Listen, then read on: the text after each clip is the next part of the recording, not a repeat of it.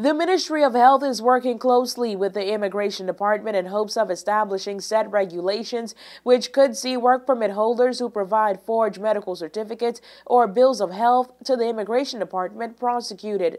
This from Director of Medical Services Dr. Rufus Ewing, who during a recent interview told News 4 that his department is currently working on new laws which will regularize the work permit process in relation to health medicals. If the Immigration Department is discovering documents that are forged, there are two routes that can be taken. One, either the individuals themselves forge the documents, and if the individuals themselves forge the documents, then that's a matter for immigration because it's an immigration document that they are forging, and immigration has to apply the law accordingly.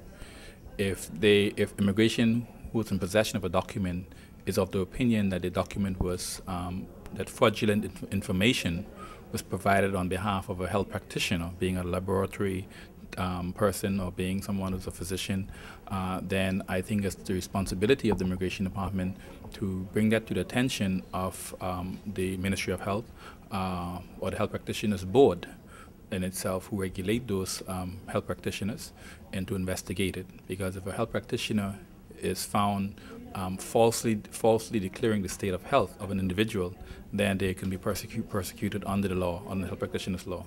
It was only last month that News 4 reported that the Labor Department was questioning the authenticity of some medical certificates or bills of health being issued by a number of healthcare providers on the island of Providenciales. Some 40 work permits were either denied or were the subject of police investigation recently because of an alleged increase of counterfeit medical certificates. That the Ministry of Health is looking at revising that process or that program into a more comprehensive migrant health evaluation program under the control of the Ministry of Health, and trying to decrease the importation of diseases of public health concern. And we will be streamlining that program, and there will be specific physicians or practices that will be authorized based on qualifications to carry out those examinations. The reports will be scrutinized, it will be reviewed and randomly checked for accuracy, and to see whether or not to ensure that there's true representation of what is there. So that program is in its infancy stage now. It's in a pilot program as part of the government public service program, contract workers. We have piloted there, and we will hopefully launch it at some point in time, maybe later on this year, as a nationwide program after evaluating the pilot.